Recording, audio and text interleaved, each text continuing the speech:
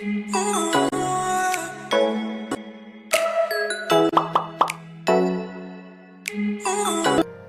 malam semuanya. Di sini saya Madidila Puspita, NIM 1013 dari kelas akuntansi A akan menjelaskan tentang uji tetes. Uji tetes adalah salah satu teknik analisis dalam ilmu statistika yang digunakan untuk mengetahui signifikansi perbedaan dan membuat kesimpulan tentang suatu populasi berdasarkan dari data sampel yang diambil dari populasi tersebut.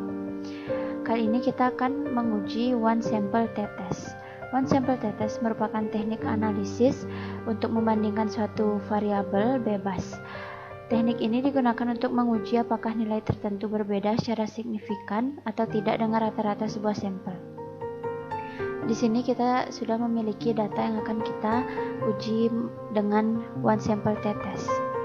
Di sini ada nama sebelum diadakan responsi dan sesudah diadakan responsi. Lalu pertanyaannya, dari jumlah sampel 30 siswa tersebut, apakah ada perbedaan nilai siswa keperawatan sebelum dan setelah diadakan responsi? Langkah pertama, kita akan masuk pada variabel view untuk membuat variabelnya. Yang pertama, kita ketik nama.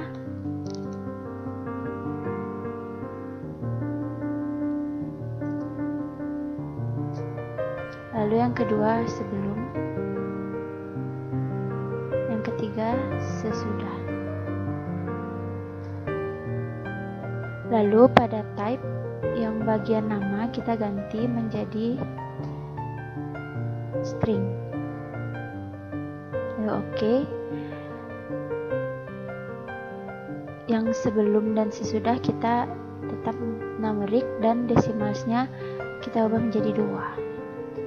Lalu pada measure bagian nama kita tetap nominal, lalu sebelum dan sesudah kita ganti menjadi scale. Lalu lanjut pada data view.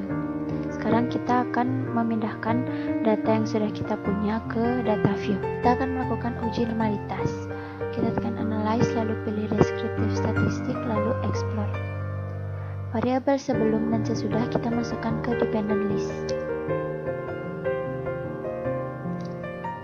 Lalu pada plots, kita pilih normality plots with test, lalu continue, lalu OK. Sekarang kita melakukan uji one sample test. Analyze, lalu compare means, lalu pilih one sample test. Variabel sebelum dan sesudah kita masukkan ke test variabel. Kita tekan OK.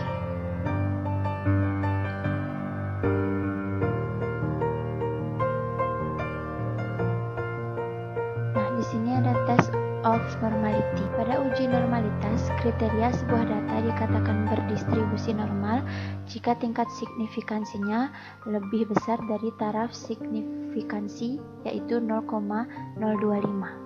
Di output di sini didapatkan sebelum diadakannya responsi, tingkat signifikansinya 0,009, yang berarti bahwa tingkat signifikansinya kurang dari taraf signifikansi, yaitu 0,025. Sedangkan sesudah diadakannya responsi, didapatkan tingkat signifikansinya 0,089, yang berarti 0,089 lebih besar dari taraf signifikansi, yaitu 0,025. Lalu ada one sample statistik dan one sample test. Hipotesis yang akan kita gunakan yaitu H1, ada perbedaan nilai siswa keperawatan sebelum dan sesudah diadakan responsi. Lalu H0, tidak ada perbedaan nilai siswa keperawatan sebelum dan sesudah diadakan responsi.